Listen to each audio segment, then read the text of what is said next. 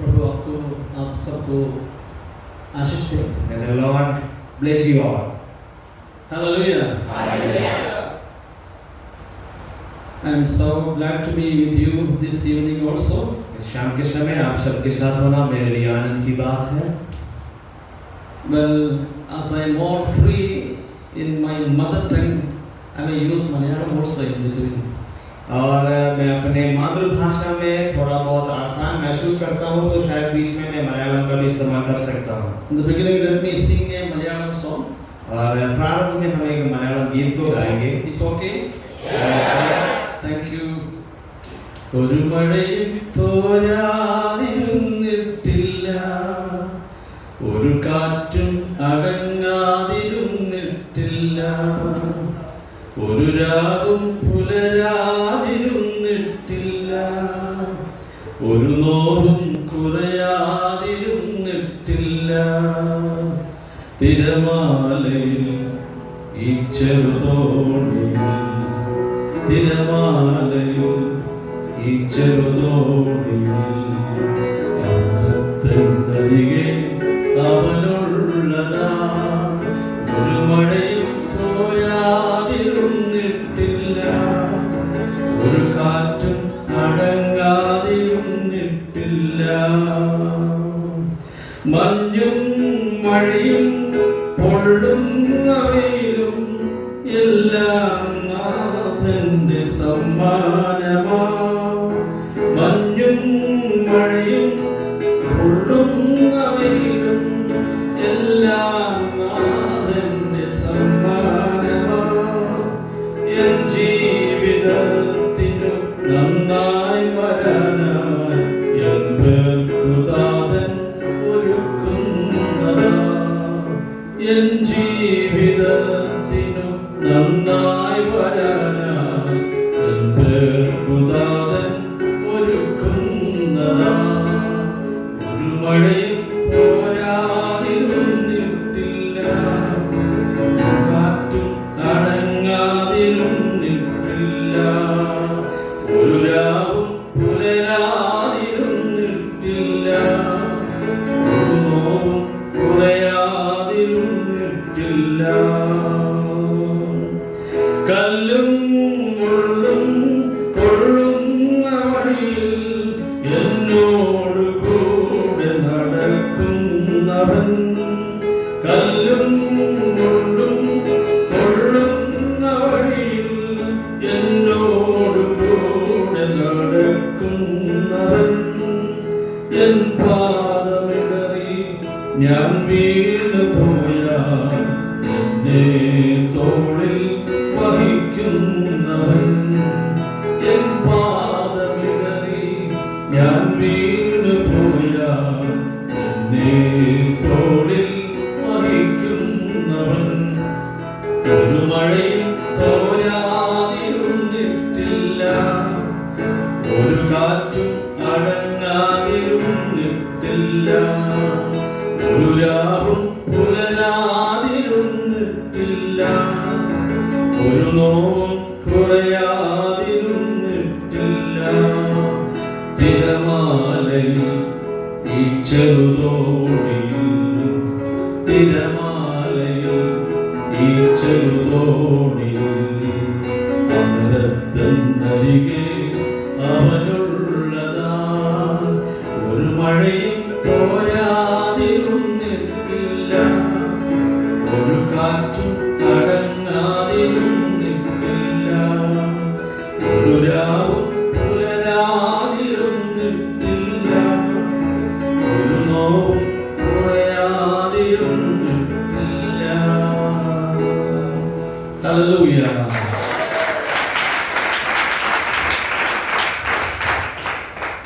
Thank you. धन्यवाद। Praise the Lord.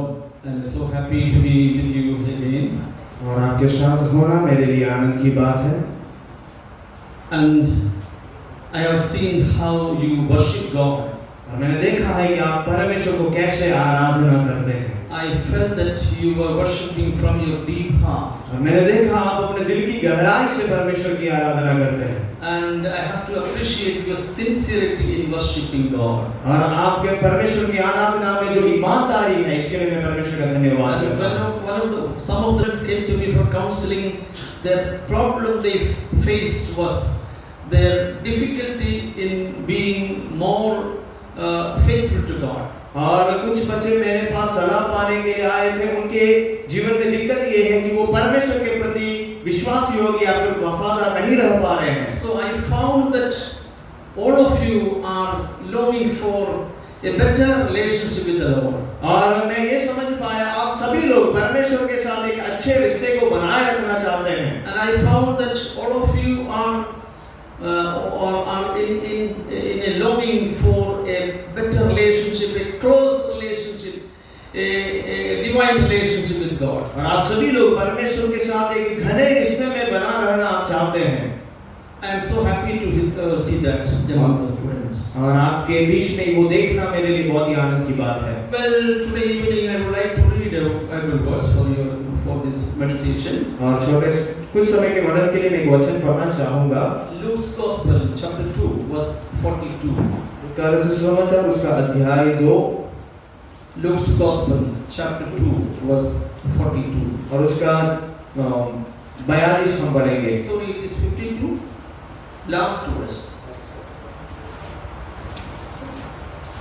You may read, please. When Jesus was 12 years old, they went to the festival as usual. No, it is the last verse of chapter 2. 52. Yes. And Yes. Jesus increased in wisdom and stature and in favor with God and man. Okay, it talks about the growth of Jesus Christ. और यहाँ यीशु मसीह के उस बढ़ने के विषय में बताया गया है।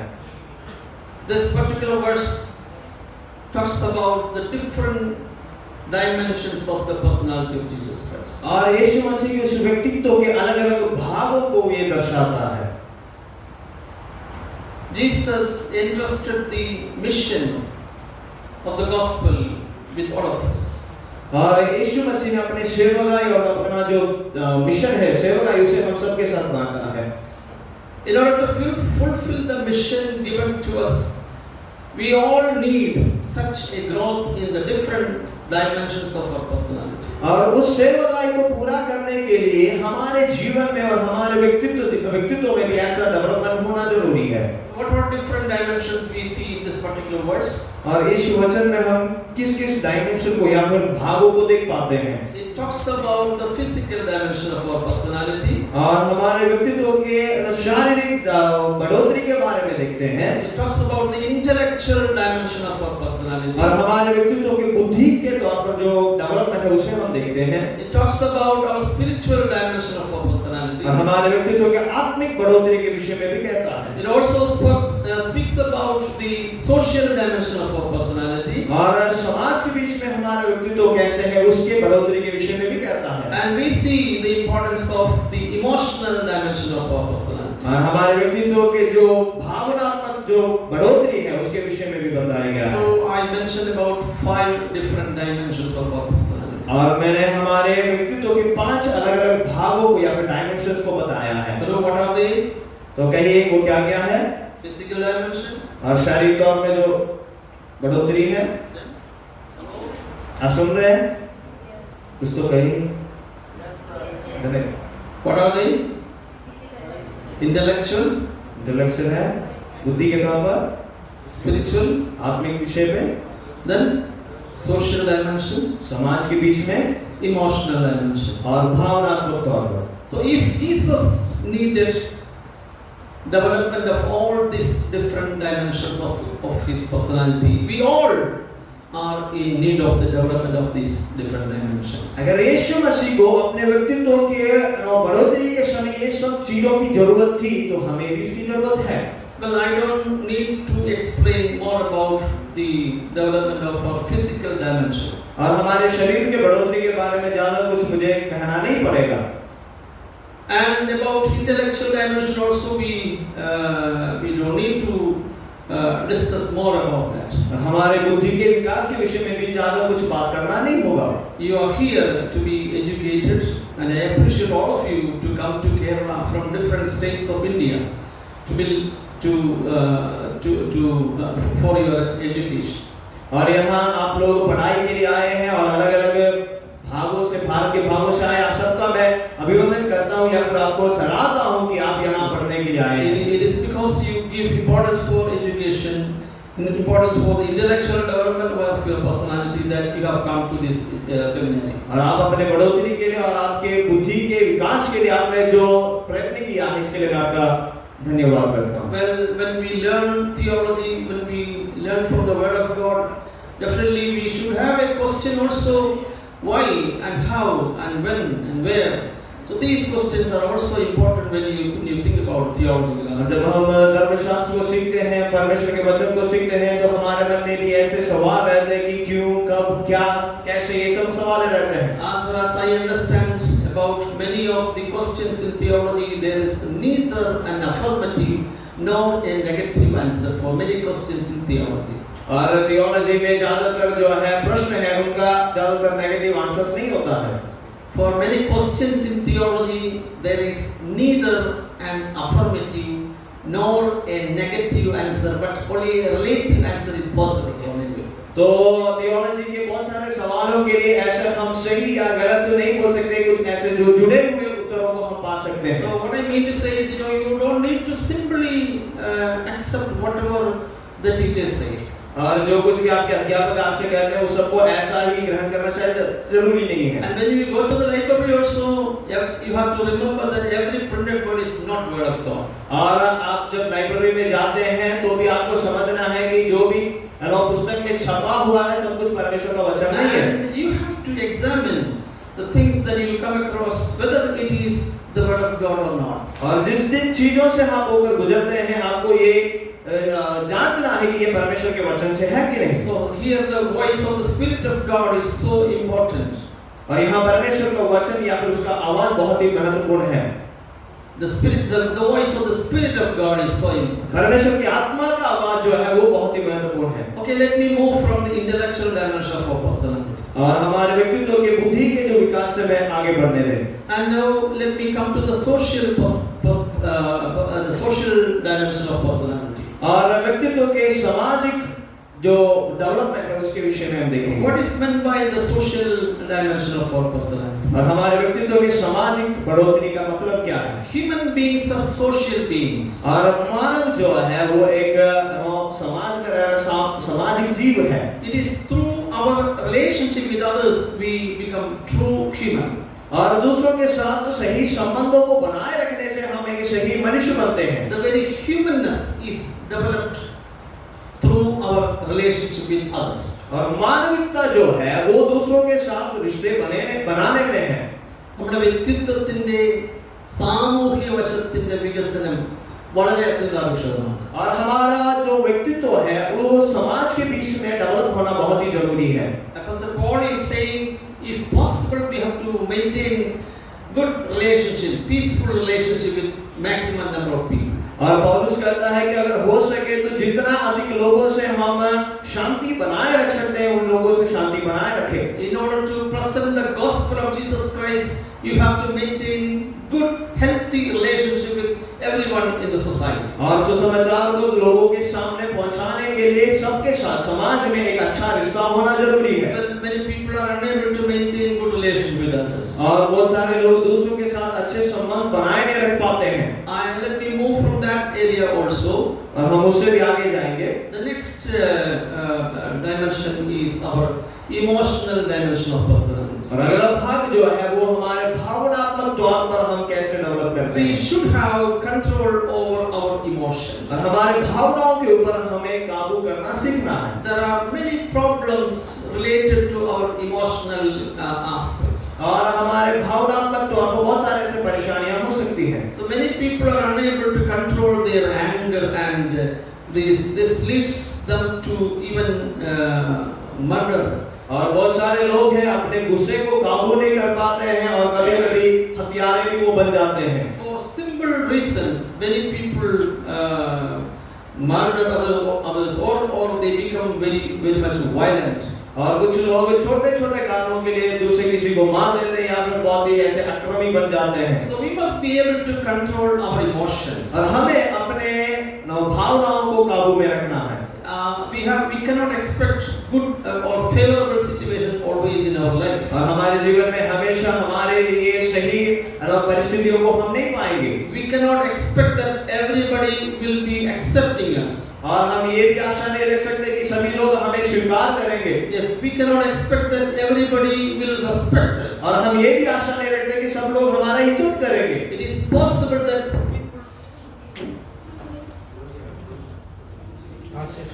Yes, sir.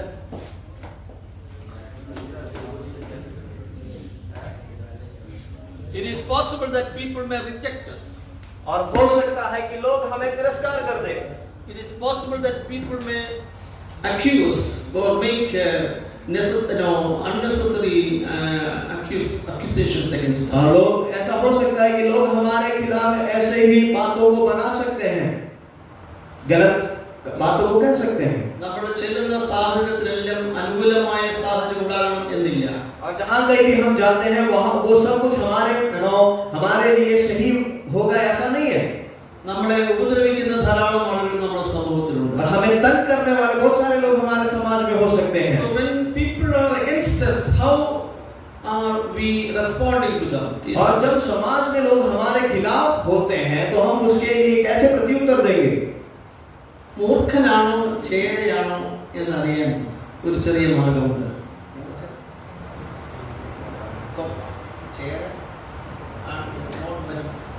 जो जहरीला सांप होता है, जो जहरीला सांप है और जो जहर नहीं है ऐसा सांप जो होता है उसको समझने में दो रास्ते हैं। If you throw some sand on this, it will reveal its own nature. और अगर थोड़ा सा रेत उसके ऊपर डाल देंगे तो वो अपना स्वभाव दिखाएगा। മൂർഖനാണെങ്കിൽ പത്തി ഉടർത്തി ഇങ്ങനെ നിൽക്കുവാൻ. अगर जहरीला सांप होगा तो अपना फन उठाकर वो खड़ा हो जाता है। ചേരയാണെങ്കിൽ നാക്ക് നീട്ടി ഓടി അങ്ങ് പോകും. अगर जो बिना जहर वाला है तो अपना जीभ दिखाकर वो भाग जाएगा वहां से। അതിനർത്ഥം എന്താണ്? इसका मतलब क्या है? ഒന്ന് ഉരച്ചു നോക്കുമ്പോഴാണ് പലരുടെയും വ്യക്തിത്വം വെളിപ്പെടുന്നത് എന്നുള്ളതാണ്. और जब हम किसी के जीवन के निकट आते हैं और उसको रगड़ कर देखते हैं तब समझ में आता है कि उसका व्यक्तित्व कैसे है।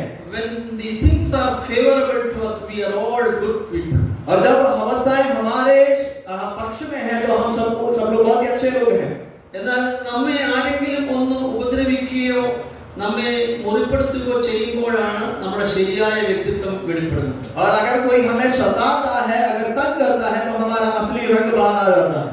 അല്ലാത്ത സമയത്തെല്ലാം നമ്മളെല്ലാം നല്ല ആളുകളാണ്. और दूसरे समय में हम सब लोग बहुत ही अच्छे लोग बनते हैं। നമ്മളെ സ്നേഹിക്കുമ്പോൾ നാം മറ്റുള്ളവരെ സ്നേഹിക്കും. और जब लोग हमसे प्रेम रखते हैं तो हम भी दूसरों से प्रेम रखते हैं। നമ്മളെ മറ്റുള്ളവർ സഹായിക്കുമ്പോൾ നാം മറ്റുള്ളവരെയും സഹായിക്കും. और अगर कोई हमें मदद करता है तो हम दूसरों को भी मदद करते हैं। നമ്മളെ റെസ്പെക്ട് ചെയ്യുമ്പോൾ നമ്മളും റെസ്പെക്ട് ചെയ്യും. और जब दूसरे हमें आदर देते हैं तो हम भी उनको आदर देते हैं। എന്നാൽ ആരെങ്കിലും നമ്മളെ ക്രിട്ടിസൈസ് ചെയ്താൽ നാം എങ്ങനെയാണ് അതിനോട് പ്രതികരിക്കുന്നത്? अगर कोई हमें दोष लगाए तो हम उसके प्रति कैसे उत्तर देते हैं? നാം എങ്ങനെ അതിനോട് പ്രതികരിക്കുന്നു അതാണ് നമ്മുടെ ശരിയായ വ്യക്തിത്വം എന്ന് പറയുന്നത്. और हम उस समय कैसे प्रति उत्तर देते हैं वो हमारा असली स्वभाव है। അതുകൊണ്ട് നമ്മുടെ ഇമോഷൻസിനെ കൺട്രോൾ ചെയ്യുന്നത് വളരെ പ്രധാനപ്പെട്ട കാര്യമാണ്. और इसीलिए हमारे भावनाओं को काबू में रखना बहुत ही जरूरी है। ആരെങ്കിലും നമ്മെ ഉപദ്രവിച്ചാലും തിരിച്ച് ഉപദ്രവിക്കാതെ സ്നേഹത്തോടെ പെരുമാറുവാൻ കഴിയുമെങ്കിൽ that shows that we are having a good personality. अगर कोई हमें तंग कर रहा है और उसे बिना तंग किए उसके साथ हम अच्छे से बात कर सकते हैं तो ये दिखाता है कि हम एक अच्छे व्यक्ति हैं। നമ്മളെ ആരെങ്കിലും കളിയാക്കുകയോ ഉപദ്രവിക്കുകയോ ചെയ്താലും വളരെ സ്നേഹത്തോടെ തിരിച്ച് അതിനോട് പ്രതികരിക്കാൻ കഴിയുമെങ്കിൽ നമ്മുടെ വ്യക്തിത്വം മെച്ചമാണ് എന്ന് പറയാം. अगर कोई हमारा मजाक बना रहा है, ठट्टा उड़ा रहा है, तब भी हम उससे प्रेम से बात कर सकते हैं तो वो हमारे अच्छे व्यक्तित्व को दिखाता है। അതുകൊണ്ട് നമ്മുടെ ഇമോഷണൽ ഡയമെൻഷൻ ഓഫ് പേഴ്സണാലിറ്റി എന്ന് പറയുന്നതിന്റെ വികസനം വളരെ അത്യാവശ്യമായിരിക്കുന്ന ഒരു ഘടകമാണ്. और इसीलिए इमोशनल तौर पर, भावनात्मक तौर पर अपने आप को डेवलप करना बहुत जरूरी है। പലരും കൊലപാതകന്മാരായി തീർന്നിട്ടുണ്ട് തങ്ങളുടെ ഈ വൈകാരിക തലത്തിന്റെ വികസനം സംഭവിക്കാത്തതുകൊണ്ട്. और बहुत सारे लोग अपने भावनाओं को काबू में ना रख पाने के कारण वो हथियार या फिर कत्ल करने वाले बन चुके हैं। Let me come to the spiritual dimension of और personality. यहाँ आत्मिक उस बढ़ोतरी के विषय में आने दें। I want to stick on to this area this evening. और इस शाम को मैं इस विषय से आपसे बात करना चाहूंगा। What kind of relationship we have with God? परमेश्वर के साथ हमारा संबंध कैसा है? Many people maintain a beggar-master relationship with God. Beggar-master relationship.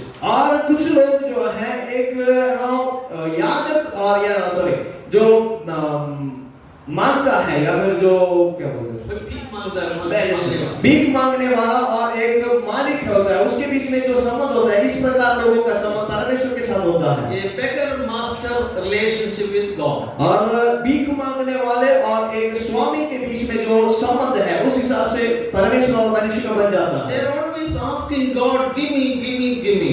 और वो परमेश्वर से हमेशा यही मांगते रहते कि मुझे दे, मुझे दे।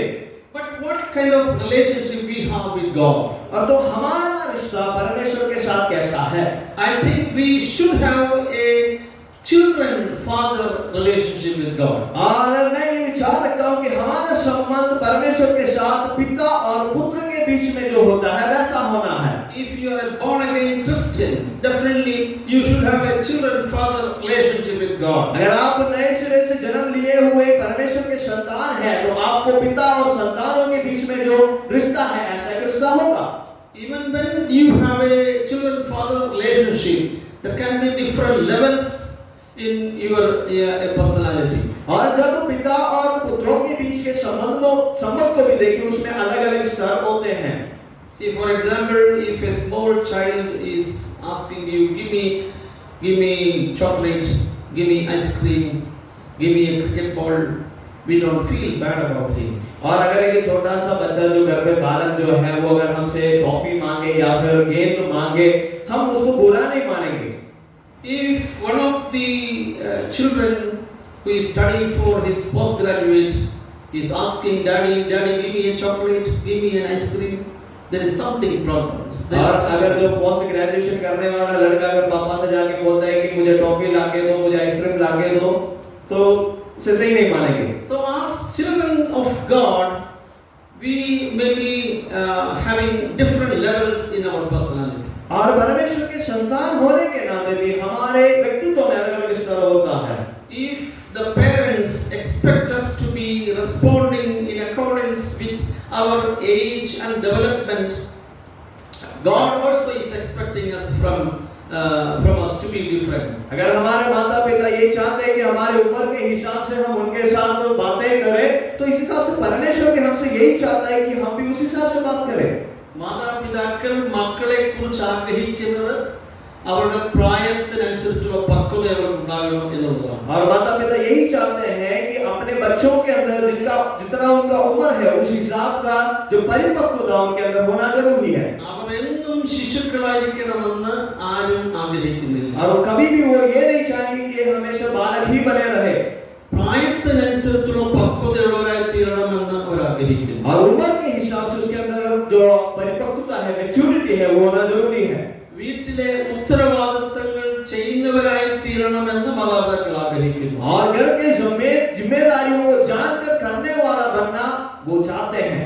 എനിക്ക് എന്ത് എൻ്റെ മാതാപിതാക്കളിൽ നിന്ന് കിട്ടും എന്നുള്ള ചിന്തയിലല്ല, what is my responsibility in the family is the major concern. और मुझे मेरे घर से क्या मिलेगा ये विचार नहीं, परंतु मेरा जिम्मेदारी मेरे घर के अंदर क्या है उसे समझना जरूरी In है। the kingdom of God also, God expects us to be more responsible in the kingdom of God. और परमेश्वर के राज्य में भी परमेश्वर हमसे यही चाहता है कि हम जिम्मेदार बने। ആത്മീക തലത്തിൽ നാം വളർന്നു വരുന്നതനുസരിച്ചുള്ള നമ്മുടെ ഉത്തരവാദിത്വ ബോധത്തെക്കുറിച്ച് ദൈവം നമ്മെക്കുറിച്ച് ആഗ്രഹിക്കുന്നു. और जैसे आत्मिक तौर पर हम बढ़ते जाते हैं, उसी प्रकार हमें उसमें मैच्योरिटी होना और रिस्पांसिबिलिटी लेना जरूरी है। ആ പിതാവ് പ്രതീക്ഷിക്കുന്ന തരത്തിലുള്ള ഉത്തരവാദിത്വ ബോധം തന്റെ മക്കളിൽ നിന്നും ദൈവം പ്രതീക്ഷിക്കുന്നു. और जैसे एक पिता अपने बच्चों से एक जिम्मेदारी को चाहता है, उसी प्रकार आत्मिक पिता हमारा स्वर्गीय पिता भी वो चाहता है। So when we are growing in spiritual life, our concern should be what should I do for the kingdom of God. और जैसे आत्मिक तौर पर हम बढ़ते हैं तो हमारे अंदर ये विचार होना है कि मैं परमेश्वर के राज्य के लिए क्या करूं। ദൈവരാജ്യത്തിൽ എന്റെ ഉത്തരവാദിത്വം എന്താണെന്ന് അറിയാൻ ദൈവം മക്കളെ കുറിച്ച് ആഗ്രഹിക്കുന്നു. और परमेश्वर के राज्य में हम लोगों का उत्तरदायित्व क्या है, जिम्मेदारी क्या है, वो जानना जरूरी है। അങ്ങനെ നാം ആത്മീയ പക്വതയിലേക്ക് വളരുന്നതനുസരിച്ച് നമ്മുടെ പ്രാർത്ഥനാ വിഷയങ്ങൾക്കും മാറ്റം ഉണ്ടാവുകയാണ്. और जैसे हम आत्मिक तौर पर परिपक्व होते जाएंगे, हमारे प्रार्थना का विषय जो है, जो बातें हैं, उसमें भी बदलाव आएगी। പ്രാർത്ഥനയിൽ പ്രധാനമായും 3 ഘടകങ്ങളുണ്ടെന്ന് ഞാൻ പറയാറുണ്ട്. और जैसे मैं कहता हूँ कि प्रार्थना में 3 बातें होती है।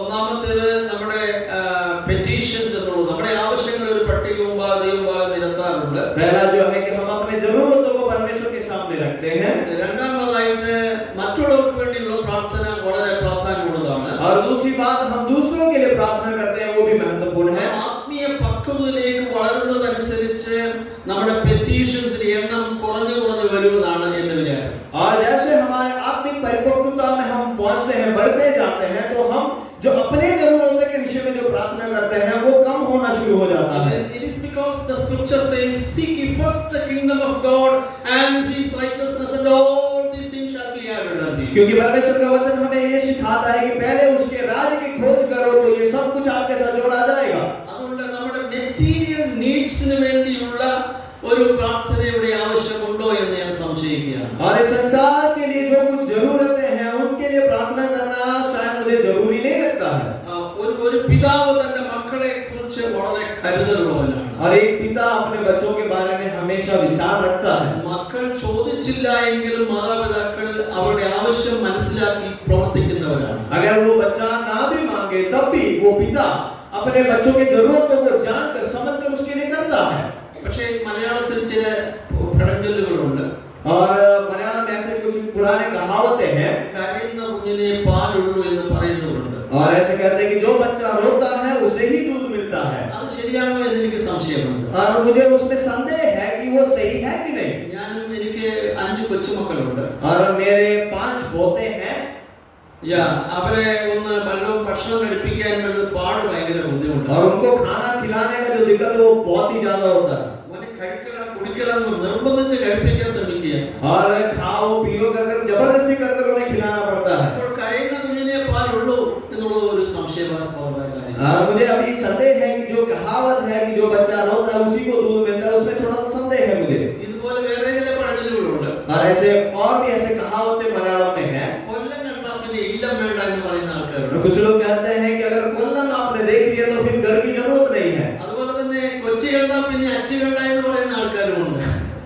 और कुछ लोग कहते हैं कि अगर आपने कोची देख लिया तो फिर घर वाले की जरूरत नहीं है। അപ്പോൾ അങ്ങനെ ഒരു പഴഞ്ചൊല്ലായിട്ട് എനിക്ക് തോന്നുകയാണ് കരയുന്ന കുഞ്ഞിനെ പാലുള്ളൂ. और ऐसे एक पुराने कहावत के समान मैं इसको भी समझता हूँ। മാതാപിതാക്കൾ മക്കളുടെ ആവശ്യം മനസ്സിലാക്കി പ്രവർത്തിക്കുന്നവരാണ്. और माता पिता जो है अपने बच्चों के जरूरत को जानकर उनके लिए कार्य करते हैं। അങ്ങനെയാണെങ്കിൽ സ്വർഗ്ഗസ്ഥനായ നമ്മുടെ പിതാവ് തന്റെ മക്കളുടെ ആവശ്യങ്ങളെ മനസ്സിലാക്കി പ്രവർത്തിക്കുന്നവനാണ്. अगर ऐसा है तो हमारा स्वर्गीय पिता हमारे जरूरतों को जानकर हमारे लिए कार्य करेगा। हालेलुया। അതുകൊണ്ട് നമ്മുടെ ആവശ്യങ്ങളെ കുറിച്ച് പെറ്റി നീഡ്സിനെ കുറിച്ച് നമ്മൾ ഒത്തിരി ബോധന ചെയ്യേണ്ട ഒരു ആവശ്യമുണ്ടോ? और अगर ऐसा है तो हमारे छोटे छोटे जरूरतों के लिए हमें व्याकुल रहना जरूरी है क्या? Then what is more important? तो महत्वपूर्ण बात क्या है?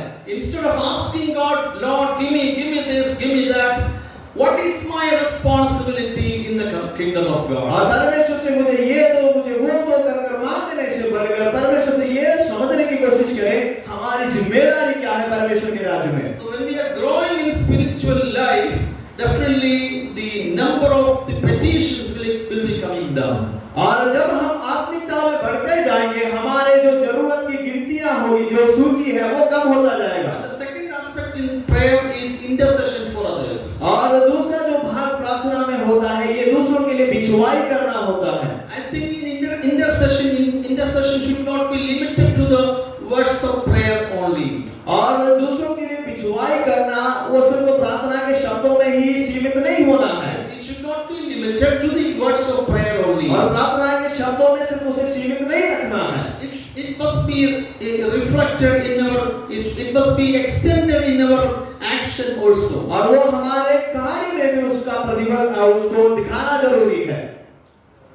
ഒരിക്കൽ ഔസേപ്പച്ചൻ എന്ന് പറയുന്ന ധനികനായ ഒരു നല്ല വിശ്വാസിയുണ്ട്. और एक बार योसेफ कहकर एक धनी एक विश्वासी था। ഔസേപ്പച്ചൻ കൂടെ കൂടെ ഇങ്ങനെ പ്രാർത്ഥിക്കാറുണ്ടായിരുന്നു. और वो योसेफ बच्चन ऐसे बीच बीच में प्रार्थना करता था. അടുത്ത വീട്ടിലൊരു നാരായണൻ പാവപ്പെട്ട മനുഷ്യനാണ്, അദ്ദേഹത്തിന് വേണ്ടി പ്രാർത്ഥിക്കുകയാണ്. और मेरे बगल के घर में जो नारायण रहता है बहुत ही गरीब व्यक्ति है. ദൈവമേ ഈ നാരായണനെ പട്ടിണി ഒന്ന് മാറ്റി കൊടുക്കണമേ എന്നുള്ളതാണ് പ്രാർത്ഥന. और वो ये प्रार्थना करता था कि प्रभु इस नारायण की गरीबी को आप दूर हटा दे. ഔസേപ്പ് അച്ഛൻ മിക്ക ദിവസങ്ങളിൽ ഈ പ്രാർത്ഥന ഇങ്ങനെ പ്രാർത്ഥിച്ചുകൊണ്ടേയിരുന്നു. और ये योसेफ बच्चन जो है हर दिन ये प्रार्थना करता था. ഒരു ദിവസം അപ്പച്ചന്റെ കൊച്ചുമോൻ വന്നിട്ട് ഔസേപ്പ് അച്ഛനോട് പറഞ്ഞു, അപ്പച്ചന്റെ പ്രാർത്ഥന ദൈവം കേട്ടു. और योसेफ बच्चन का जो पोता है, लड़के का बेटा, वो आकर कहता है कि आपकी प्रार्थना परमेश्वर ने सुन ली है. അപ്പൊ അപ്പച്ചൻ ചോദിച്ചു, മോനെ നിനക്കെങ്ങനെ അറിയാം എന്റെ പ്രാർത്ഥന ദൈവം കേട്ടു എന്ന്? तो इस दादाजी ने अपने छोटे बेटे से पूछा, पोते से पूछा कि तुम्हें कैसे पता है कि प्रार्थना का उत्तर आया है? അപ്പോൾ അവൻ പറഞ്ഞു, അപ്പച്ചൻ നാരായണന് വേണ്ടി എപ്പോഴും പ്രാർത്ഥിക്കാറുണ്ടല്ലോ. और उसने कहा कि दादाजी आप नारायण जी के लिए हर दिन प्रार्थना तो करते हैं. അപ്പച്ചന്റെ അലമാരിയിൽ നിന്ന് ഒരു 10,000 രൂപ എടുത്ത് ഞാൻ നാരായണന് കൊണ്ട് കൊടുത്തു. और वो कहते हैं कि दादाजी के अलमीरा से मैंने 10,000 रुपए ले लिया और उनको दे दिया है. So our words of prayer in intercession should be extended in our kind action also. और जो दूसरों के लिए बिछुआई जो हम करते हैं वो सिर्फ प्रार्थना के शब्दों में सीमित ना रखें, परंतु अपने कार्य में भी उसे प्रकट करें. കർത്താവേ നാരായണനെ രക്ഷിക്കണേ എന്ന പ്രാർത്ഥനയും അതുകൊണ്ട് മാത്രം നിൽക്കരുത് എന്നുള്ളതാണ് എൻ്റെ അഭിപ്രായം. और उस नारायण को बचा ले, उसकी गरीबी को मिटा दे करके सिर्फ प्रार्थना करने से काम नहीं चलेगा. മാനസാന്തരത്തിലേക്ക് നാരായണനെ നയിക്കണമേ കർത്താവേ എന്ന് പ്രാർത്ഥിച്ചുകൊണ്ട് മാത്രമായില്ല. और उस नारायण को आप मन फिराव की और उसे लेकर आए या फिर उसको मसीह की ओर लेकर आए कर प्रार्थना करने से नहीं होगा. നാരായണൻ സുവിശേഷം കേൾക്കാനുള്ള ഒരു സാധ്യത ഉണ്ടാക്കി കൊടുക്കേണ്ടതും അപ്പച്ചന്റെ ഉത്തരവാദിത്തമാണ്. और वो नारायण सुसमाचार सुन पाए ऐसा एक अवस्था को बनाना उसका जिम्मेदारी था. അപ്പച്ചന് പറയാൻ കഴിയത്തില്ല മറ്റൊരാളെ അതിനു വേണ്ടി നിയോഗിക്കുകയോ അല്ലെങ്കിൽ മറ്റൊരാളെ ആക്കി വെക്കുകയോ ചെയ്യാം. अगर वो अपचन वो सुसमाचार सुना नहीं पाता, किसी और को वहां भेजना जरूरी था. So our intercession should not be limited to words of prayer only. और हमारा बिछुआई जो है वो सिर्फ प्रार्थना के शब्दों में ही सीमित ना रहे, Should be extended in our kind action also. और हमारे दयावंत कार्यों में भी जो कार्य करते उसमें भी प्रकट होने पर. പ്രാർത്ഥനയുടെ മൂന്നാമത്തെ ഘടകം എന്ന് പറയുന്നത് a discussion with God. और प्रार्थना का तीसरा स्तर जो है परमेश्वर के साथ वार्तालाप करना. So I told you about the first aspect, that is petitions before God. और पहला जो स्तर है मैंने आपको बताया जहां हम अपने जरूरतों को परमेश्वर के सामने रखते हैं. The second aspect is intercession for others. और दूसरा स्तर जहां ये है कि हम दूसरों के लिए बिछुआई करते हैं. Third thing is a discussion with God. और तीसरा स्तर हम परमेश्वर के साथ बातें करते हैं. ദൈവത്തോട് ഒന്ന് ചർച്ച ചെയ്യുന്ന ഒരു അനുഭവമാണത്. और परमेश्वर के साथ किसी विषयों के बारे में बात करना. ദൈവരാജ്യത്തിൽ എന്റെ ഉത്തരവാദിത്വം എന്താണ് കർത്താവേ എന്ന് ദൈവത്തോട് ചോദിക്കുന്ന ഒരു അനുഭവമാണത്. और परमेश्वर के साथ परमेश्वर के राज्य में मेरी जिम्मेदारियां क्या है कर परमेश्वर से पूछना. നിഷ്കളങ്കതയോടെ പരമാർത്ഥതയോടെ ദൈവത്തോട് ആ ചോദ്യം ചോദിക്കുന്ന ആളുകൾക്ക് ദൈവിക വെളിപ്പാടുകൾ ദൈവം നൽകും എന്നതിന് യാതൊരു സംശയമില്ല. और साफ हृदय से परमेश्वर के सामने जाकर इन प्रश्नों को करने वालों को उत्तर देने में परमेश्वर को कोई तंगी नहीं है. നമുക്ക് നേരിട്ട് ദൈവമായിട്ട് സംസാരിക്കാനുള്ള അവകാശവും പദവിയും ദൈവം തന്നിട്ടുണ്ട്. और परमेश्वर के सामने जाकर बात करने का अधिकार परमेश्वर ने हमें दिया है. ദൈവം നമ്മോട് സംസാരിക്കുന്ന നേരിട്ട് കേൾക്കാനുള്ള പദവിയും ആ ധൈര്യവും ദൈവം നമുക്ക് നൽകി തന്നിട്ടുണ്ട്. और परमेश्वर के आवाज को सुनने का अधिकार भी परमेश्वर ने हमें दिया है. During the Old Testament time we see that the priests were the intermediaries between God and man. और पुराने नियम में हम देखते हैं जो याजक होते हैं वो परमेश्वर और मनुष्य के बीच में बिछुआई करते थे. സാധാരണ മനുഷ്യര് പ്രീസ്റ്റിനടുക്കെ ചെന്ന് പറയുന്നു, പ്രീസ്റ്റ് ദൈവത്തോട് പറയുന്നു. और साधारण व्यक्ति जो है याजक के पास जाकर अपने विषय को कहेगा और याजक परमेश्वर से उसकी दुआई देगा. ദൈവം മറുപടി ഈ ഇന്റർമീഡിയറി അടുക്കൽ നൽകുന്നു, അദ്ദേഹം ജനത്തോട് പറയുന്നു. और परमेश्वर इस बीच में रहने वाले याजक को अपना उत्तर देता है और वो लोगों को बताता है. അങ്ങനെ പഴയ നിയമത്തിൽ പുരോഹിതന്മാർ ദൈവത്തിനും മനുഷ്യനും മധ്യയുള്ള മധ്യസ്ഥന്മാരായിരുന്നു. और पुराने नियम में याजक लोग जो है परमेश्वर और मनुष्य के बीच में बिछुआई करने वाले थे. But when we come to the New Testament, लेकिन जब हम नए नियम में आते हैं, Jesus Christ died on the cross, जब यीशु मसीह क्रूस पर बलिदान हुआ, we see that the thick veil in the temple was torn from top to bottom. और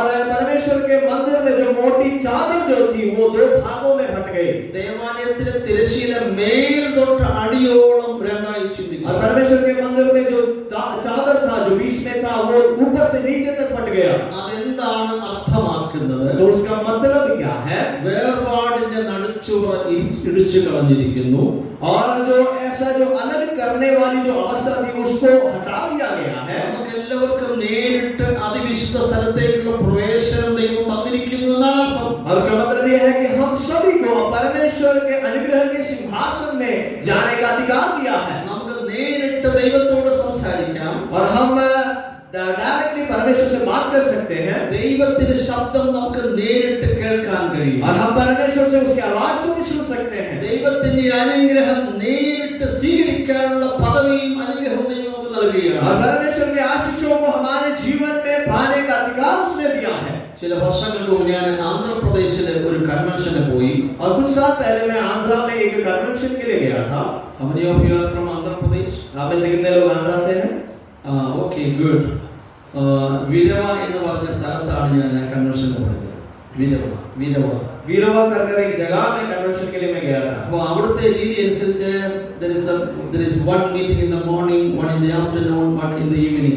और वहाँ के जो सभा चलाने के क्रम के अनुसार सुबह एक आराधना होगी, दोपहर को और शाम को एक आराधना होता था। After the first session, I found that about 400 people were coming forward so that the specialist came from Kerala may bless them by laying his hand upon them. और पहले सेक्शन के बाद मैंने देखा कि लगभग 400 लोग मेरे पास जो केरला से मैं आया हूं मेरे पास आ रहे थे ताकि मैं उनके सिर पर हाथ रख उनके लिए प्रार्थना करूं। After the afternoon meeting also they all were coming forward. और दोपहर के सभा के बाद भी ये सभी लोग वापस आ रहे थे। ഞാൻ മനസ്സിലാക്കിയ കാര്യം അവരുടെ ചിന്തയിൽ ഒരുപക്ഷേ ദൂരത്തുനിന്ന് വരുന്ന ആളിനാണ് കൂടുതൽ ശക്തിയുള്ളത്.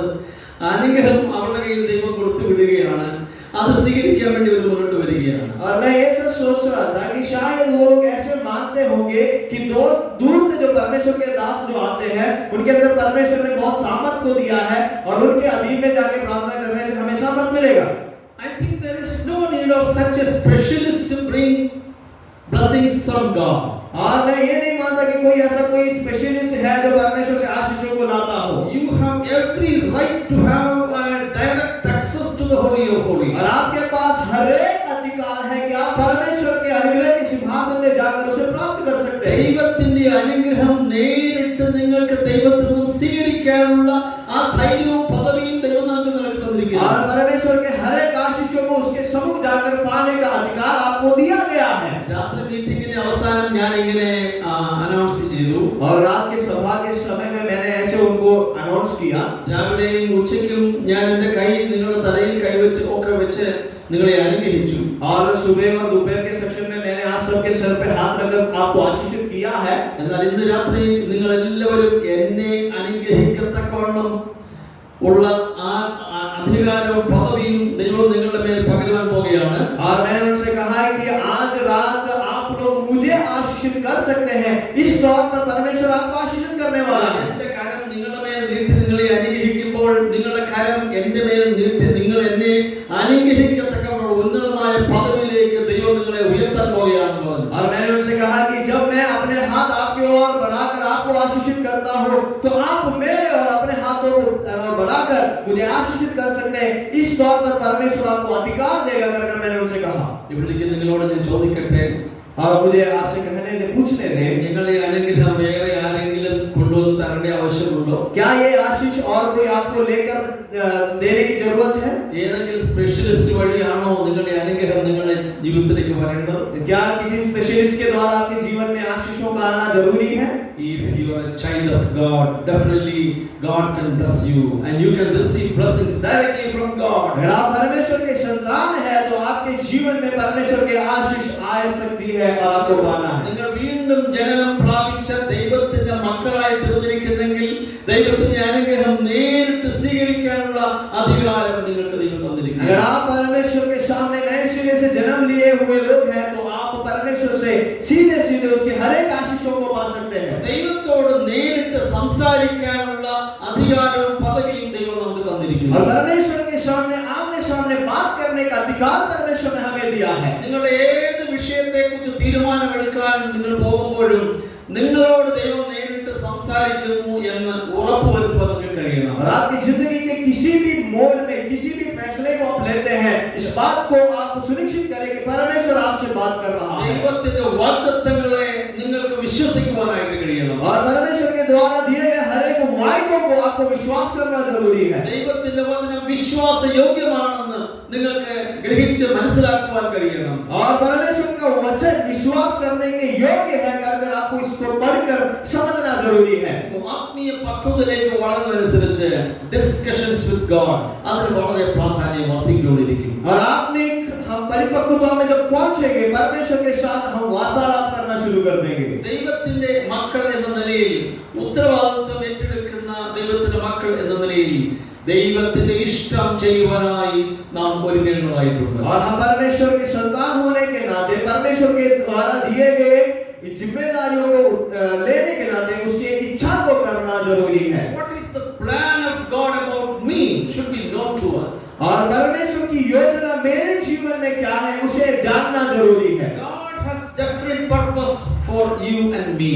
और परमेश्वर मेरे और आपके लिए सही उद्देश्यों को रखा है। If you fulfill the plan of God, definitely you shall be a blessing for many others. अगर आप परमेश्वर की योजना को अपने जीवन में पूरा करते हैं तो निश्चित तौर पर आप दूसरों के लिए आशीष का कारण बनोगे। ദൈവത്തിന്റെ ഇഷ്ടത്തെക്കുറിച്ച് നാം ചിന്തിക്കുമ്പോൾ जब परमेश्वर की इच्छा को हम विचार करते हैं, രണ്ട് തരത്തിലുള്ള ദൈവേഷ്ടത്തെക്കുറിച്ച് തിരുവചനം പഠിപ്പിക്കുന്നു. दो प्रकार के परमेश्वर की इच्छाओं को परमेश्वर का वचन हमें सिखाता है। The first one is known as the permissive will of God.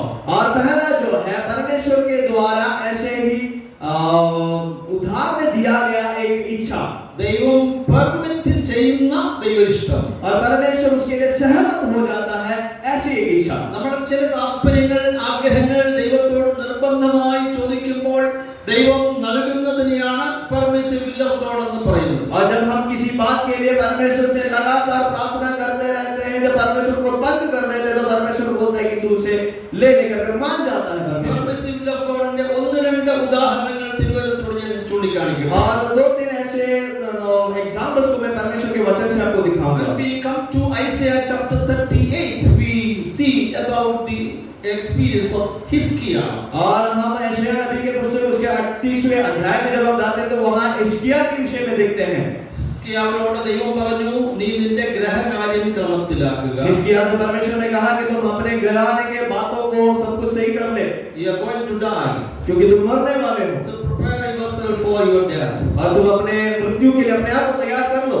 ഞാൻ ദൈവത്തോട് ഇങ്ങനെ പ്രാർത്ഥിക്കാറുണ്ട്. और मैं परमेश्वर से ऐसे प्रार्थना करता हूँ। കർത്താവേ, നേരത്തെ കാലത്തെ അറിയിക്കുകയാണെങ്കിൽ मैं कहता कि प्रभु आप समय से पहले मुझे अगर बता देंगे तो, ഒരു പ്രാർത്ഥനായോഗം സംഘടിപ്പിക്കാം. और मैं एक मीटिंग का आयोजन करूंगा। എന്റെ കുടുംബാംഗങ്ങളെയും സഭാജനങ്ങളെയും ദൈവമക്കളെയും സുഹൃത്തുക്കളെയും ഒക്കെ വിളിച്ചു വരുത്തി और मैं अपने कलीसिया के लोगों को, परिवार के लोगों को, मेरे मित्रों को सब बुलाकर, കഴിയുമെങ്കിൽ ഒരു ബെഡാഖാന കൂടെ അറേഞ്ച് ചെയ്യാം. और हो सके तो एक खाना भी मैं भरवाऊंगा നല്ല ഒരു ആരാധന സംഘടിപ്പിക്കാം. और एक अच्छी आराधना का आयोजन मैं करूंगा। ഞാൻ തന്നെ ഒരു വിടവാങ്ങൽ പ്രസംഗവും കൂടെ നടത്താം. और मैं एक सेंड ऑफ का सरमन भी मैं ही दे दूंगा। അതിനുശേഷം സമയമാഗ്രഹത്തിൽ ഞാൻ സ്വർഗയാത്ര ചെയ്യുന്ന പാട്ട് ഞാൻ തന്നെ പാടി തുടങ്ങി. എല്ലാവരും പാടിക്കൊണ്ടിരിക്കുമ്പോൾ എന്റെ ആത്മാവിനെ ദൈവങ്ങളിലേക്ക് ഫലമേൽപ്പിക്കാം. और मैं ये गाऊंगा कि समय की उस रद में मैं अपने देश की ओर जा रहा हूं करके उस गीत को गाते हुए मैं आपके पास आ जाऊंगा। ഹിസ്കിയാവിന് ഇതുപോലെയുള്ള മനോഹരമായ ഒരു അന്ത്യത്തിനുള്ള അവസരം ദൈവം കൊടുത്തതാണ്. और हिजकिय्याह को ऐसे एक सुंदर अंत के समय को परमेश्वर उसे दिया था। ഹിസ്കിയാവിനും ഇതുപോലെയുള്ള ഒരു അന്തരീക്ഷം സൃഷ്ടിക്കാമായിരുന്നു എന്ന് എനിക്ക് തോന്നുന്നു. और मैं ऐसे विचार करता हूँ कि अगर चाहे तो हिजकिय्याह भी ऐसे एक माहौल को बना सकता പക്ഷേ था। ഹിസ്കിയാവ് ഭയങ്കര കരച്ചിലോട് കരച്ചത്. लेकिन हिजकिय्याह रोने लगा, रो पड़ गया। ആ കരഞ്ഞ് കരഞ്ഞ് കരഞ്ഞ് ദൈവത്തിൽ നിന്നും ഒരു 15 വർഷം കൂടെ കൂട്ടി മേടിച്ചു. और वो रोते रोते परमेश्वर से 15 साल और उसने ले लिया। So if you study Isaiah chapter 38, we can see that. और अगर आप ऐसे उसके 38 को पढ़ेंगे तो आप वहां देख सकते हैं। But when we come to Isaiah chapter 39, we can see a different history there. लेकिन जब हम यशायाह नबी के पुस्तक उसके 39वें अध्याय में जब हम आते हैं तो वहां दूसरा एक चीज हम देखते हैं വിവരിക്കാൻ സമയമില്ലാത്തതുകൊണ്ട് ഞാൻ ചുരുക്കി എന്ന് പറയട്ടെ. और व्याख्या करने के लिए ज्यादा समय नहीं, इसलिए मैं संक्षिप्त में से कहूंगा। ഹിസ്കിയാവിന് 15 സംവത്സരം കൂട്ടി കിട്ടിയത് ഗുണത്തെക്കാൾ അധികം ദോഷമായി തീർന്നുവെന്നാണ് നമുക്ക് വായിക്കാൻ और वहां കഴിയുന്നത്. आप देखते हैं कि जो 15 साल उसे ज्यादा मिला वो उसको लाभ नहीं परंतु दोष लाने लगा। ബാബേൽ രാജാവിന്റെ ആളുകളെ രാജാവിന്റെ കൊട്ടാരത്തിലെല്ലാം കാണിച്ചു കഴിഞ്ഞപ്പോൾ ഇതെല്ലാം എടുത്തുകൊണ്ട് പോകുന്ന നാൾ വരുന്നു എന്ന് പ്രവാചകൻ പറയുന്നു. और जब बाबेल के राजा को हिजकिय्याह वहां उसके राज्य में जो कुछ भी है सब कुछ दिखाता है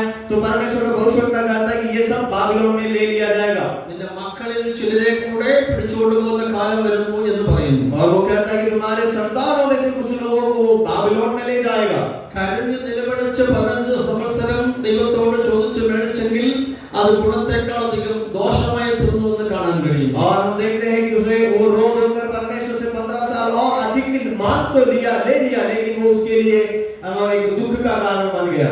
Permissive will of God ന്റെ മറ്റൊരു ഉദാഹരണം കൂടി ഞാൻ ചൂണ്ടിക്കാണിക്കാം. और ऐसे परमेश्वर जिन बातों के लिए मान जाता है ऐसे एक उदाहरण को मैं एक और बताना चाहूंगा। അത് ബിലെയാമിന്റെ ചരിത്രമാണ്. और वो बिलेयाम का जो इतिहास है, ദൈവത്തിന്റെ ദാസനായ ബിലെയാമിനോട് ബാലാക്ക് എന്ന് പറയുന്ന ഒരു രാജാവ് ഇസ്രായേൽ ജനത്തെ ശപിക്കണമെന്ന് അപേക്ഷിക്കുകയാണ്. और बिलेयाम से बालाक राजा कहता है कि तुम इस्राएल लोगों के खिलाफ भविष्यवाणी करो।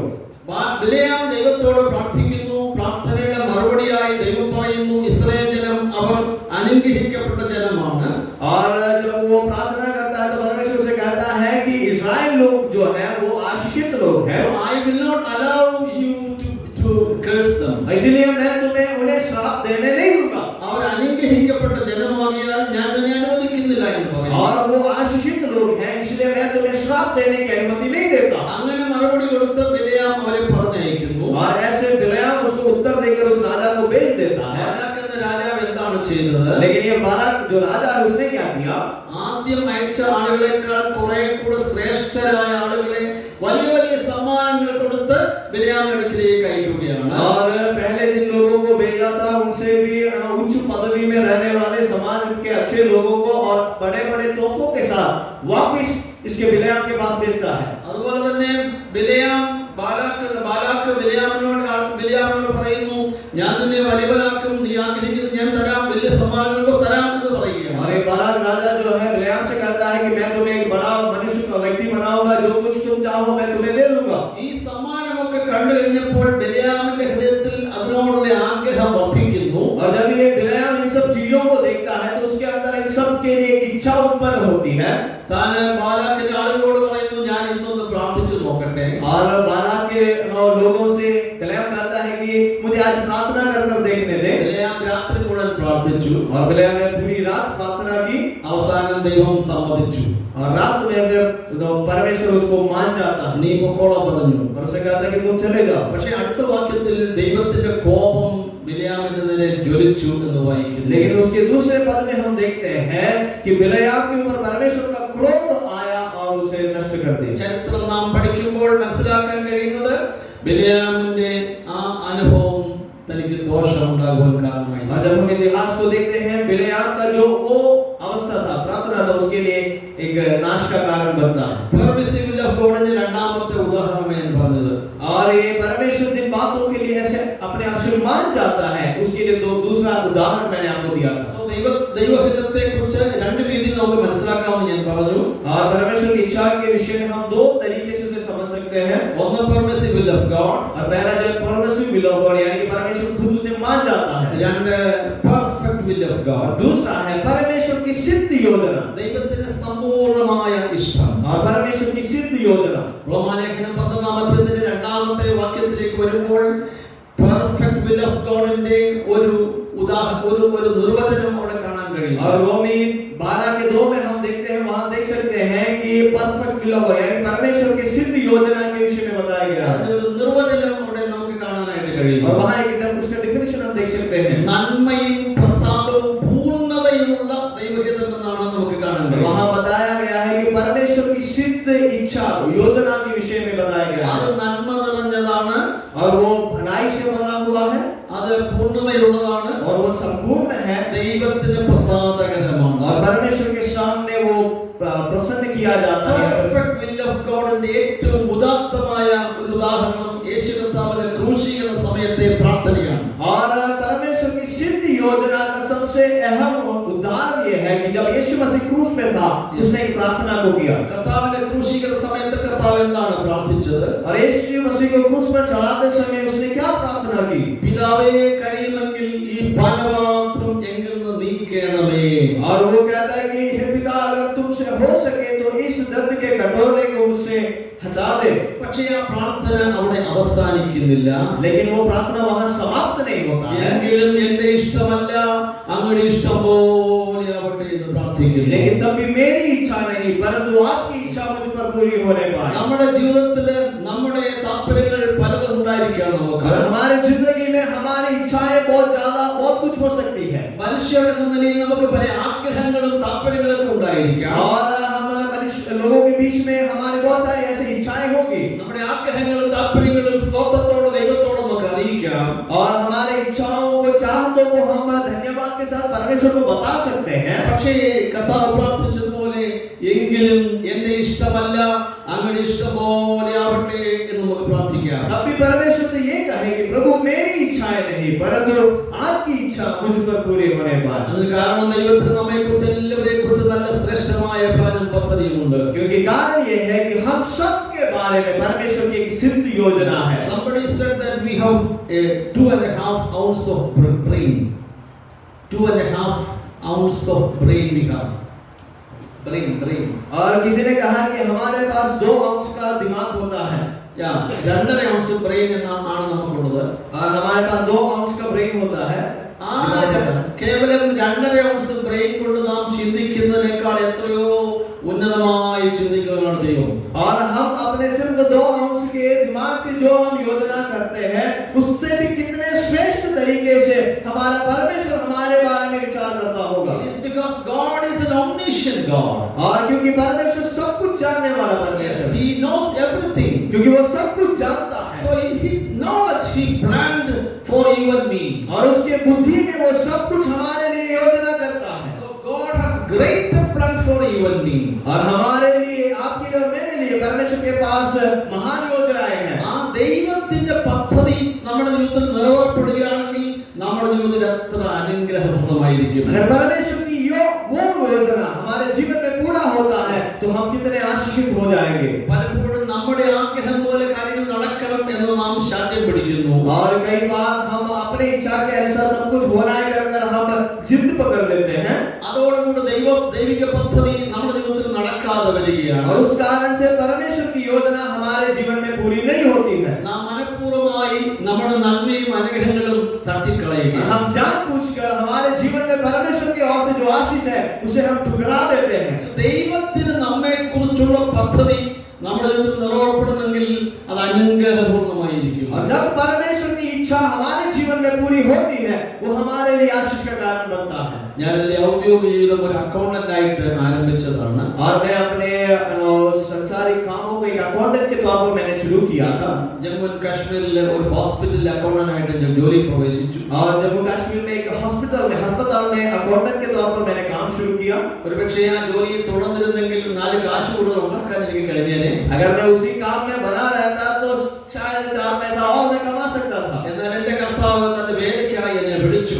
लेकिन मेरे परमेश्वर ने मुझे अपने कार्य के लिए बुलाया। എന്റെ ജോലി വിട്ട് ഞാൻ കർത്താവിന്റെ വേലയ്ക്കായിട്ട് ഇറങ്ങി. और मैं अपने काम को छोड़कर मैं परमेश्वर के लिए सेवकाई में उतरा। എന്റെ ആഗ്രഹം ദൈവത്തിന് ഇഷ്ടം എന്തായിരുന്നാലും അത് നടക്കണം എന്നതായിരുന്നു. और मेरी इच्छा ये थी कि परमेश्वर की योजना जो कुछ भी हो वो मुझ में पूरी होने पाए। ആ ദൈവത്തിന്റെ ഇഷ്ടത്തിനായി എന്നെ സമർപ്പിച്ചത് മുഖാന്തരമാണ് ഇന്ന് ഈ സന്ധ്യാസമയം നിങ്ങളോട് പ്രസംഗിക്കാൻ എനിക്ക് ദൈവം അവസരം ഒരുക്കിയത്. और उस योजना के लिए मैंने अपने आप को समर्पण किया। इसी कारण से आज इस शाम के समय मैं आपके सामने खड़े होकर प्रचार कर रहा हूँ। എനിക്ക് പരിചയമില്ലാത്ത ഒരുപാട് മേഖലകളിൽ ചെന്ന് പ്രസംഗിക്കുവാൻ ദൈവം എനിക്ക് അവസരം ഒരുക്കിയിട്ടുണ്ട്. और बहुत सारे ऐसे जगहों में जिनके बारे में मुझे कोई जानकारी नहीं थी वहां भी जाकर परमेश्वर के बारे में प्रचार करने की योजना। ദൈവത്തിന്റെ ഇഷ്ടത്തിനായി നിങ്ങൾ നിങ്ങളെ സമർപ്പിച്ചിരിക്കുന്നെങ്കിൽ നിങ്ങൾക്ക് പ്രതീക്ഷിക്കാൻ കഴിയാത്ത വലിയ നിലയിലേക്ക് ദൈവം നിങ്ങളെ ഉയർത്തുവാൻ ശക്തനായ ദൈവമാണ്. अगर आप अपने आप को परमेश्वर की इच्छा के लिए समर्पण करते हैं तो जो आप सोच नहीं सकते आपके सोच के परे परमेश्वर आपको आगे बढ़ा सकता है। ഒരിക്കൽ ഈ വിഷയത്തെക്കുറിച്ച് സംസാരിച്ചു കഴിഞ്ഞ ഒരു സെമിനാർ പേപ്പറിൽ പ്രസന്റേഷന് ശേഷം ഒരു ചോദ്യം ഒരാൾ ഉയർത്തി. और जब मैं इन विषयों विषयों के बारे में एक सेमिनार पेपर में प्रसंग कर रहा था, तो एक व्यक्ति ने मुझसे एक सवाल किया പോൾ യോഗ്യച്ചോയുടെ പുസ്തകത്തിൽ ഇങ്ങനെ വായിച്ചിട്ടുണ്ടെന്ന് പറഞ്ഞു. और उसने कहा कि पॉल योगिचो के किताब में मैंने ऐसे पढ़ा है, നിങ്ങൾ എന്തെങ്കിലും കാര്യം ദൈവത്തോട് ചോദിച്ചാൽ അതിന് കൃത്യമായ അളവും നിറവും ഒക്കെ ദൈവത്തോട് ചോദിക്കുകയാണെങ്കിൽ അങ്ങനെയുള്ളവരുടെ ദൈവം തരും എന്ന് പറഞ്ഞു. और उसने ये लिखा है, वो कहता है कि अगर परमेश्वर से आप कुछ चाहते हैं तो आप उसका लंबाई चौड़ाई उसका रंग रूप जो कुछ भी है इस प्रकार परमेश्वर से बताओगे, प्रार्थना करेंगे तो वैसा आपको मिलेगा करके लिखा है। ഒരു ടീപ്പോയ് വേണമെന്ന് ആഗ്രഹിച്ചാൽ അത് ഏത് തടികൊണ്ടാവണം, എന്ത് ഉയരം ഉണ്ടാകണം, ഏത് കളറായിരിക്കണം എന്നൊക്കെ ദൈവത്തോട് ചോദിച്ചാൽ അതുപോലെ ഒരെണ്ണം ദൈവം തരുന്നുണ്ട്. वो कहता है कि अगर कोई आपको एक मेज चाहिए, वो मेज का रंग कौन सा होना चाहिए, किस लकड़ी से बना हुआ होना चाहिए, उसका ऊंचाई कितना होना चाहिए, अगर ऐसे आप परमेश्वर से मांगोगे तो वैसा आपको मिलेगा करके उस पुस्तक में लिखा करके बोलता है। കല്യാണം കഴിക്കാൻ പോകുന്ന ചെറുപ്പക്കാരനെ സംബന്ധിച്ചും ഇതുപോലെ ആവശ്യപ്പെടുന്ന പോലെ ദൈവം തരുമെന്നാണ്. और नौजवान जो शादी करने की इच्छा से हैं, वो अगर परमेश्वर से अपने इच्छा के अनुसार मांगेंगे तो वैसा मिलेगा करके लिखा है। സ്ഥാനത്ത് പറയുന്നു ചോദിച്ചു. उसने मुझसे सवाल किया कि अगर ऐसा है तो आपका विचार क्या है, उससे पूछा। ഞാൻ ആലോചിച്ചിട്ട് പറഞ്ഞു, मैं थोड़ा सा विचार कर मैंने उससे कहा, ഒരു ചെറുപ്പക്കാരൻ കല്യാണം കഴിക്കാൻ ആഗ്രഹിക്കുന്നു. और एक नौजवान शादी करना चाहता है, പെണ്ണിന് എത്ര തൂക്കം ഉണ്ടായിരിക്കണം ദൈവത്തോട് പറയുന്നു. और उस लड़की का वजन कितना होना है करके वो परमेश्वर से कहता है, പെൺകുട്ടിയുടെ കളർ എന്തായിരിക്കണം ദൈവത്തോട് പറയുന്നു. और उस लड़की का रंग कैसा होना है करके वो परमेश्वर से कहता है, എത്ര സ്ത്രീധനം കൊണ്ടുവരണം എന്ന് ചോദിക്കുന്നു. और कितना दहेज वो लेके आना है वो भी परमेश्वर से कहता है, എന്ത് വിദ്യാഭ്യാസം ഉണ്ടാവണം എന്ന് और ചോദിക്കുന്നു. उसकी पढ़ाई कितनी होनी है वो भी परमेश्वर से कहता है, എന്ത് ജോലിയുള്ള ആളായിരിക്കണം और ചോദിക്കുന്നു. वो कौन सी नौकरी करने वाली है वो भी वो कहता है। പക്ഷേ लेकिन നല്ല സുബോധമുള്ളതായിരിക്കണം എന്ന് പറയാൻ വിട്ടുപോയിരിക്കട്ടെ. और दिमाग वाली होना है कर पूछना वो भूल गया। അപ്പൊ അവനെ കളിയാക്കാനായിട്ട് ദൈവം അങ്ങനെയുള്ളവരുടെ ഇരിക്കട്ടെ എന്ന് പറയുന്നു. और ऐसे लोगों के लिए ऐसे रहने दो कर परमेश्वर देगा क्या? മർത്തമ സഭയിലെ 100 വയസ്സിന് മുകളിൽ പ്രായമുണ്ടായിരുന്ന അദ്ദേഹം ദൈവസന്നിധിയിൽ ചേർക്കപ്പെട്ടു. ഒരു തിരുമേനി ഉണ്ടായിരുന്നു. और मर्तोमा कलीसिया में एक 100 साल से अधिक उम्र वाले एक परमेश्वर के दास थे, वो अभी परमेश्वर की उपस्थिति में है। ക്രിസോസ്റ്റം വലിയ മെത്രാപ്പൊലീത്ത എന്നാണ് അദ്ദേഹം അറിയപ്പെടുന്നത്. और क्रिसोस्टम वलियो करता उनका नाम ऐसा है।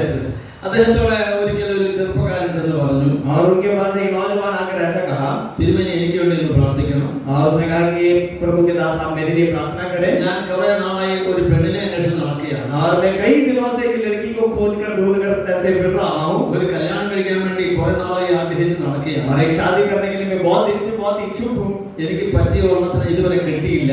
और मेरे लिए मेरे हिसाब से कोई मिल नहीं रहा है। ഒന്ന് പ്രാർത്ഥിക്കണം എന്ന് പറഞ്ഞു. प्रभु के दास मेरे लिए प्रार्थना कर वो करता है। തിരുമേനി അവനോട് ചോദിച്ചു, और उस परमेश्वर के दास से पूछा, നിന്റെ ഡിമാൻഡ്സ് എന്തൊക്കെയാണ്? और तुम्हारे डिमांड्स क्या है? അവന് ഒരു നീണ്ട ലിസ്റ്റ് അങ്ങോട്ട് കാണിച്ചു കൊടുത്തു. और एक बड़ा सा एक पर्ची लेकर आता है वो। ഇതെല്ലാം വായിച്ചു നോക്കിയിട്ട് തിരുമേനി പറഞ്ഞു, और ये सब पढ़ने के बाद वो परमेश्वर के दास कहते हैं, എടോ ഇതുപോലുള്ള ഒരു പെണ്ണ് ഈ നാട്ടിലുണ്ടായിരുന്നെങ്കിൽ ഞാൻ ഈ കുപ്പായം ഇട്ടുകൊണ്ട് നടക്കേണ്ടി വരുമായിരുന്നു. और वो बोलता है कि अगर इस सारे गुणों के साथ अगर एक स्त्री इस जगह पे होती तो क्या मुझे ये सब कपड़ा पहनकर यहाँ फादर बनकर घूमना पड़ता? നമ്മൾ ആഗ്രഹിക്കുന്നതിലും അതുപോലെ കിട്ടണമെന്ന് വാശി പിടിക്കാതിരിക്കുകയാണ് നല്ലത്. जैसे हम चाहते हैं वैसा ही मिले कर हम ऐसे जिद ना पकड़े हुई നമ്മുടെ सही बात। ആവശ്യങ്ങൾ സ്തോത്രത്തോട് ദൈവത്തോട് പറയാം. हमारी इच्छाओं को धन्यवाद के साथ परमेश्वर के सामने हम रख सकते हैं। എന്നാൽ കർത്താവ് പ്രാർത്ഥിച്ചതുപോലെ എങ്കിലും എന്റെ ഇഷ്ടമല്ല അങ്ങനെ ഇഷ്ടം പോലെ ആവട്ടെ എന്ന് ദൈവത്തോട് പറയാം. लेकिन तब भी ये प्रार्थना रखें कि प्रभु मेरी इच्छा नहीं आपकी इच्छा मुझ में पूरी It हो, is because God has a greater plan for you and me. क्योंकि आपके लिए और मेरे लिए परमेश्वर की एक सिद्ध योजना और महान योजना है। വളരെ ഉന്നതമായ പ്ലാനും പദ്ധതി ഇവിടെ ഇരിക്കുന്ന ഓരോരുത്തരും ദൈവത്തിലുണ്ട്. और आप सबके प्रत्येक हर एक के विषय में परमेश्वर की महान योजना है। നിങ്ങളെ തന്നെ ദൈവത്തിന്റെ കരങ്ങളിലേക്ക് ഒന്ന് സമർപ്പിച്ചു കൊടുക്കുക. और आप अपने आप को परमेश्वर के हाथ में समर्पण करें। കർത്താവേ അവിടെ എന്ത് കൽപ്പിച്ചാലും ഞങ്ങൾ ചെയ്യാൻ തയ്യാറാണെന്ന് പറയൂ. और परमेश्वर से कहे कि आप जो कहे उसे मैं करने के लिए तैयार കർത്താവേ हूं। ഞങ്ങളുടെ ഇഷ്ടം എന്തായിരുന്നാലും ഞങ്ങൾ ചെയ്യുവാനായി എന്നെ സമർപ്പിക്കുന്നു എന്ന് പറയൂ. और परमेश्वर से कहे कि आपकी इच्छा जो कुछ भी हो उसे मैं करने के लिए तैयार हूं। God can use you mightily in these days. और इन दिनों में परमेश्वर आपको बड़े सामर्थ्य द्वारा पर इस्तेमाल करता ദൈവത്തിന്റെ है। ഇഷ്ടം ചെയ്യുവാനായി നിങ്ങളെ തന്നെ സമർപ്പിക്കൂ. और परमेश्वर की इच्छा करने के लिए अपने आप को समर्पण करें, You will see great blessings in your life. और अपने जीवन में महान आशीषों को पाओगे। അനേകർക്ക് നിങ്ങൾ ഒരു ആശ്വാസമായി और തീരുവാനായി बहुत सारे लोगों के लिए आप आशीष का कारण बनोगे। ദൈവം അബ്രഹാമിനോട് അനുഗ്രഹിക്കാം. और परमेश्वर ने अब्राहम से कहा कि मैं तुम्हें आशीषित करूंगा. അടുത്ത വാക്യത്തിലേക്ക് നാം ഇങ്ങനെ വായിക്കുന്നു, और अगले पद में हम ऐसे पढ़ते हैं, you shall be a blessing, तुम्हें एक आशीष का कारण and बनना through है. you all nations shall be blessed. और तुम्हारे द्वारा हर एक देश जाति आशीषित किया जाएगा. It was a responsibility rather than a privilege. और एक अवसर से बढ़कर वो उसकी जिम्मेदारी थी.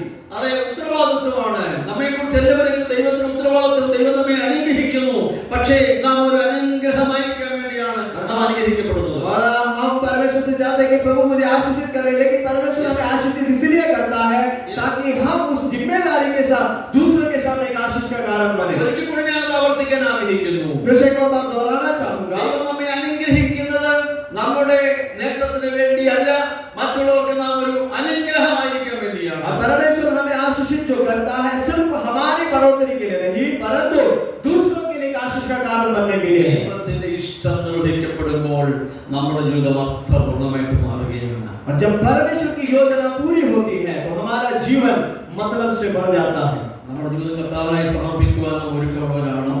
क्या हम अपने आप को परमेश्वर के सामने समर्पण करने के लिए तैयार I हैं? was talking about the spiritual dimension, the growth of spiritual dimension of our personality. और हमारे व्यक्तित्व के आत्मिक बढ़ोतरी के विषय में आपसे मैं बात कर रहा था. ആത്മീയ പക്വതയിലേക്ക് വളർന്നതനുസരിച്ച് നമ്മുടെ ആവശ്യങ്ങളുടെ പട്ടികയൊക്കെ ഇങ്ങനെ കുറഞ്ഞു കുറഞ്ഞു വരും. जब हम आत्मिकता में बढ़ते जाएंगे, हमारे इस भौतिक जरूरतों के लिए जो हमारी सूची होगी या फिर पर्चियां होगी वो कम होते जाएंगे. We will be more interested in the needs of other people. और हम दूसरों की जरूरतों के लिए प्रार्थना करना शुरू कर देंगे. And we will enter into a discussion with God. और हम परमेश्वर से बातें करना शुरू We करेंगे. will ask God, Lord, what is my responsibility in the kingdom of God? और आप परमेश्वर से पूछना शुरू करोगे कि प्रभु परमेश्वर के राज्य में मेरा जिम्मेदारी क्या है. We have to do a lot of things for the kingdom of God. और हमें परमेश्वर के राज्य के लिए बहुत कुछ करना है. നാം ഓരോരുത്തരും എന്താണ് ചെയ്യേണ്ടത് എന്നതിന് ദൈവമായിട്ട് നമുക്ക് ചർച്ച ചെയ്യാം. और हम प्रत्येक दिन को क्या करना है वो परमेश्वर से मांगे. Try to have a personal relationship with God always. और हमेशा परमेश्वर के साथ एक व्यक्तिगत संबंध को बनाए रखें. പലരുടെയും കോൺസെൻട്രേഷൻ പ്രാർത്ഥനയിൽ നഷ്ടപ്പെടുന്നു എന്നൊക്കെ എൻ്റെ അടുത്ത് കൗൺസിലിംഗ് വരുമ്പോൾ പറയുകയുണ്ടായി. और जब मेरे पास लोग सलाह लेने के लिए आ रहे थे, लोग बोलते हैं कि हम प्रार्थना से अपने ध्यान को खो रहे हैं. I will pray for you.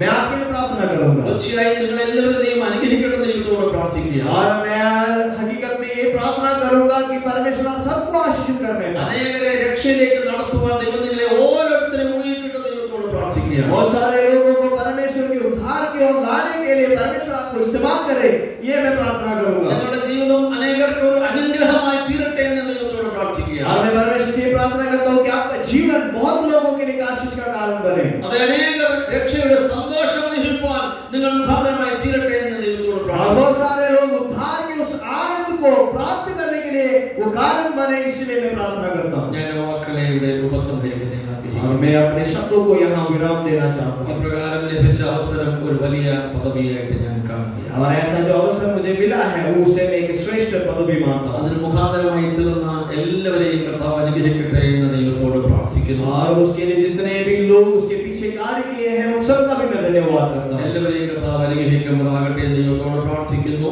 और परमेश्वर हम सबको आशीषित करने पाए, ये मैं प्रार्थना करता हूँ. അവസരമൊരുക്കി എല്ലാവർക്കും നന്ദി പറഞ്ഞുകൊണ്ട് ഞാൻ വാക്കുകളെ ചുരുക്കുന്നു. और ऐसा मौका देने वाले सभी लोगों को मैं धन्यवाद करते हुए मैं शब्दों को विराम करता हूँ.